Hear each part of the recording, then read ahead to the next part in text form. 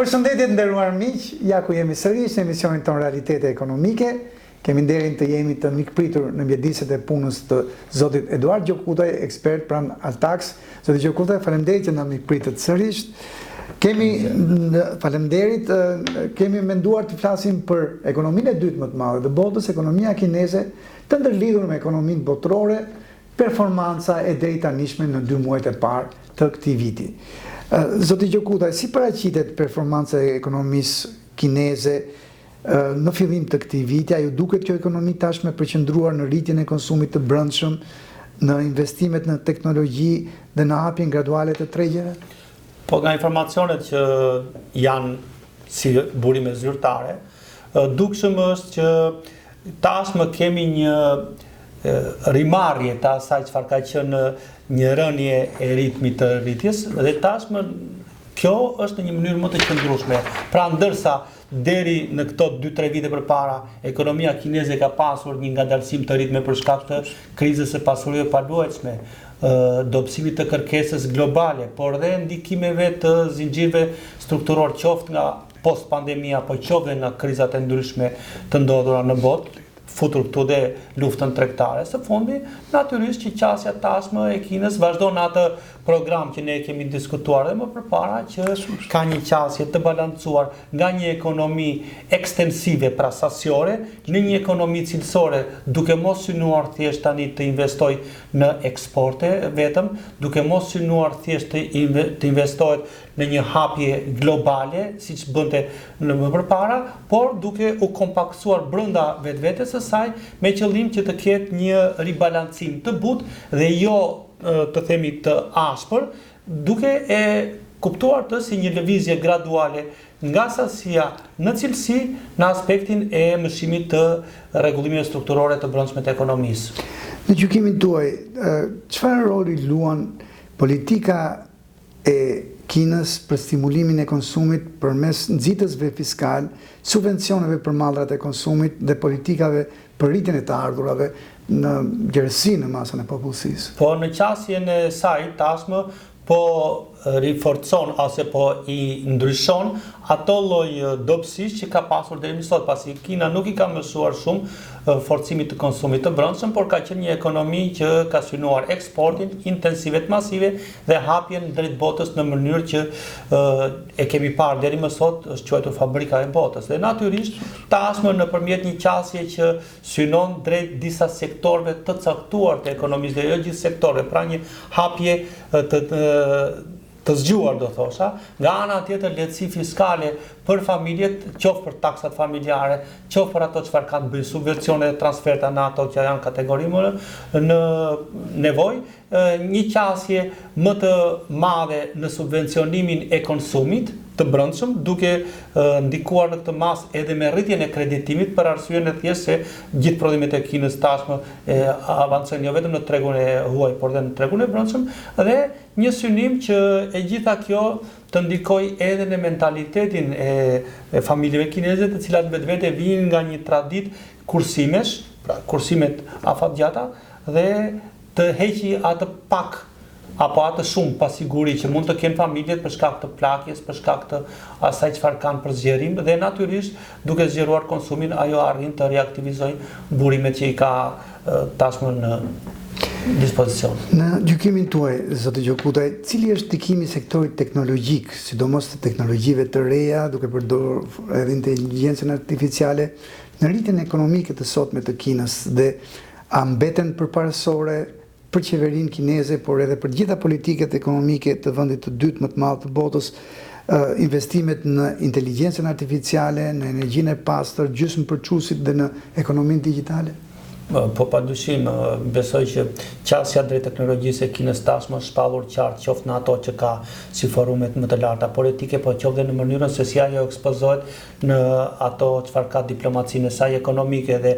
ndërsa ka një qasje më të fortë në aspektin e teknologjisë së gjysmëpërçuesve, në pjesën e mënyrës se si ajo do të zhvillojë teknologjinë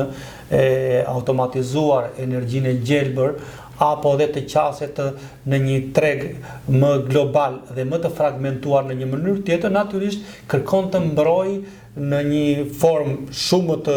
fortë, se më përpara pjesën e teknologjisë që ka zhvilluar deri më sot dhe të bëhet ajo çfarë mund të konsiderohet më e pavarur nga aspekti teknologjik, duke hequr ato çfarë ka sidomos pjesën e atyre që ndikojnë direkt prodhimin, duke u kthyer nga një fabrikë e botës në një laborator teknologjik i botës. Pra synimi i saj është më afatgjatë, është dhe me një vlerë më të lartë të shtuar dhe natyrisht ndihmon dhe ato objektiva që ajo ka, qoftë për zhvillimin cilësor, po qoftë dhe për rritjen e konsumit të brendshëm.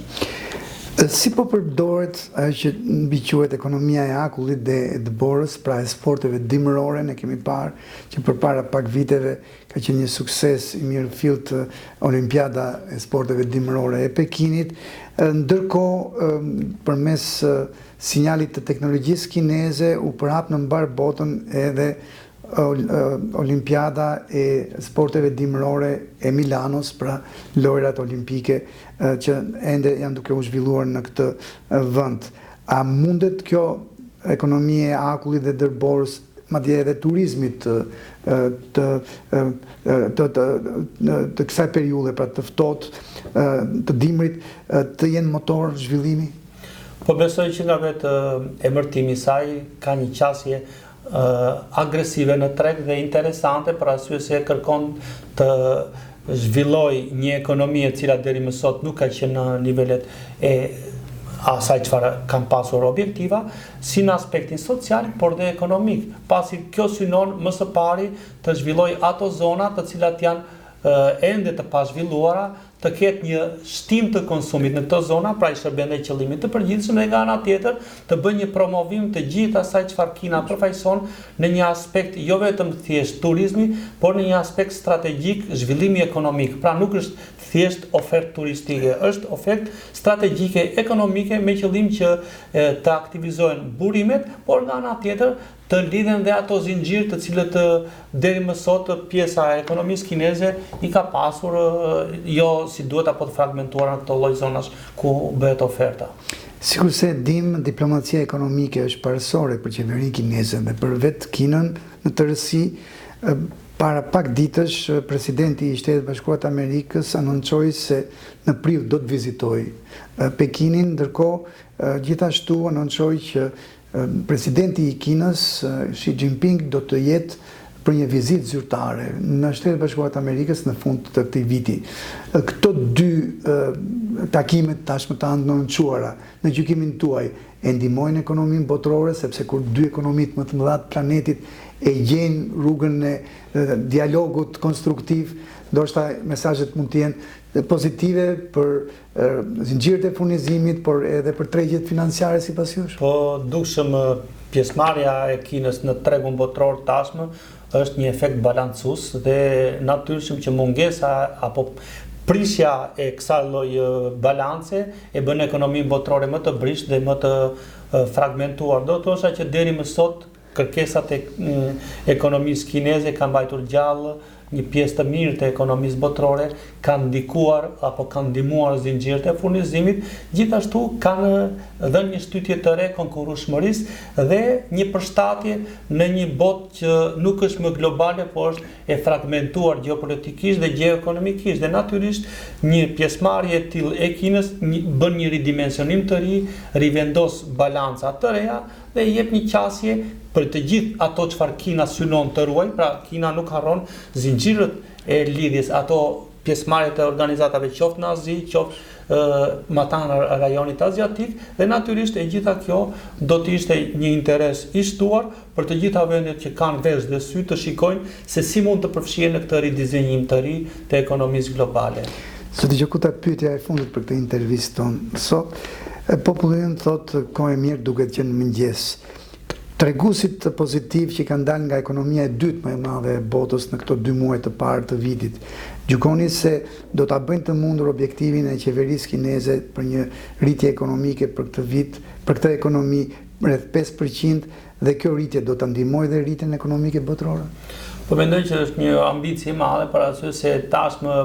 ekonomia kineze është vërtet ekonomia e dytë, por nuk ecën e vetme, nuk është poli vetëm. Mos harrojmë, të gjithë vendet e BRICS-it janë ato që tashmë janë organizata më e madhe fuqishme ekonomike, prodhojnë mbi 1/3 e ekonomisë botërore. Dhe natyrisht të gjitha këto së bashku, duke pasur parasysh edhe uljen e ritmeve të rritjes nga 2010, edhe një qasje tashmë të Kinës jo më hapje globale ndaj botës, por një hapje strategjike selektive, pikërisht ndikojnë në këtë lloj vendimarrje që të rrisin ekonominë jo thjesht për një vit apo në një motor shpejtësie, por në një katalizator më të strukturuar, pra kërkon të ndryshojë strukturën në mënyrë balancuar dhe rritja 5% është diçka që ndoshta edhe mund të arrihet, por ajo që synon ekonomia kineze është më shumë afatgjatë dhe një rritje e qëndrueshme duke i mësuar sidomos asaj që i ka munguar konsumit të brendshëm. Zogjë Kute, faleminderit për këtë intervistë. Të nderuar miq, ju faleminderit që na ndoqët dhe mirupafshim takimet e ardhshme.